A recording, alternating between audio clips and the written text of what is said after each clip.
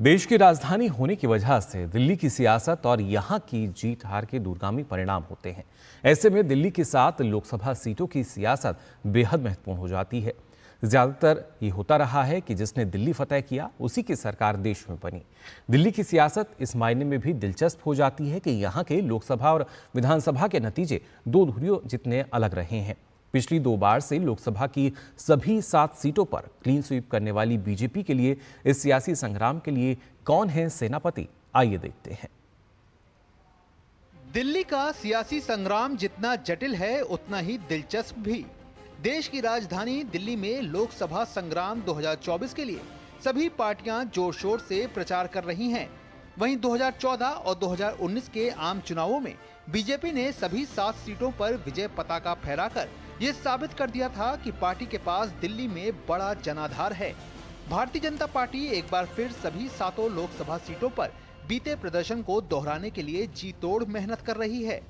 Party के विजय अभियान के लिए सेनापति की भूमिका में है दिल्ली भाजपा प्रदेश अध्यक्ष वीरेंद्र सचदेवा। आइए एक नजर उनकी सियासी पारी पर। 1988 में राजनीतिक सफर की शुरुआत वीरेंद्र सचदेवा ने कार्यकर्ता के रूप में की।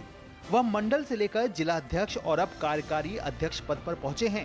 संगठनात्मक मजबूत पकड़ वाले सचदेवा संगठन में कार्यकर्ताओं के प्रशिक्षण के प्रमुख भी रहे हैं। प्रधानमंत्री मोदी के विजन और केंद्र सरकार की कल्याणकारी योजनाओं को दिल्ली की जनता तक पहुंचाकर भाजपा एक बार दिल्ली के किले पर अपना ध्वज फहराने के लिए प्रतिबद्ध नजर आ रही है। वहीं दिल्ली में सत्तारूढ़ दल आम आदमी पार्टी के खिलाफ आक्रामक अभियान चलाकर भाजपा के विजय रथ को और गति देने का काम कर रहे हैं भाजपा के वरिष्ठ नेता रामवीर सिंह बिधूड़ी। एक नजर उनके राजनीतिक सफर पर।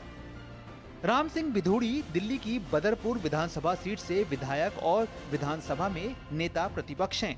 रामवीर सिंह ने अपने राजनीतिक करियर की शुरुआत 1970 में छात्र संगठन अखिल भारतीय विद्यार्थी परिषद से जुड़कर की।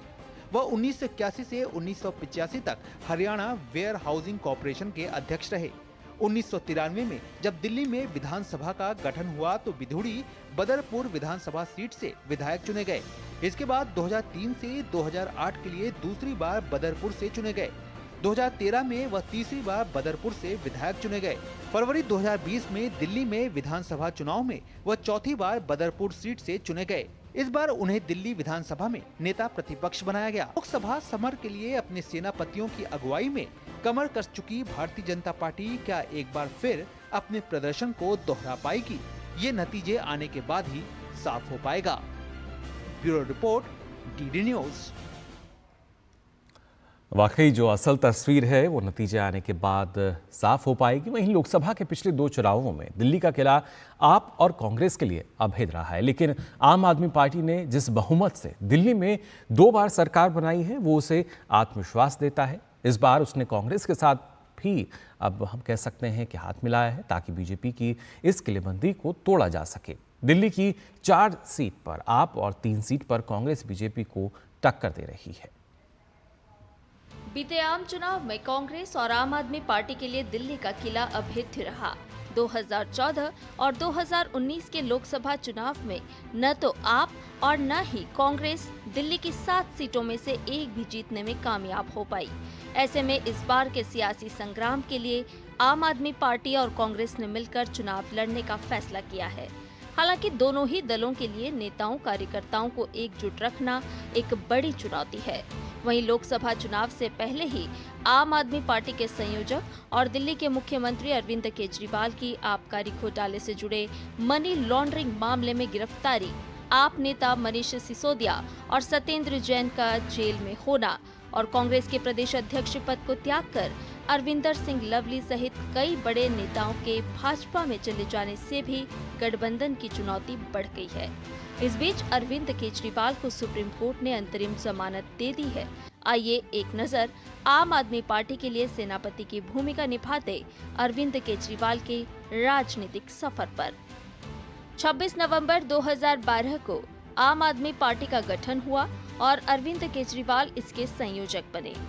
वर्ष 2013 में आम आदमी पार्टी ने पहले चुनाव में 70 सीटों वाली दिल्ली विधानसभा में 28 सीटों के साथ दूसरी सबसे बड़ी पार्टी बनने की उपलब्धि हासिल की। अरविंद केजरीवाल कांग्रेस के समर्थन से दिल्ली के मुख्यमंत्री बन गए। यह सरकार ज्यादा दिन नहीं चल सकी। केजरीवाल ने 49 दिन बाद मुख्यमंत्री पद से इस्तीफा दे दिया। पिछले 10 वर्षों से केजरीवाल दिल्ली के मुख्यमंत्री के तौर पर कार्य कर रहे हैं।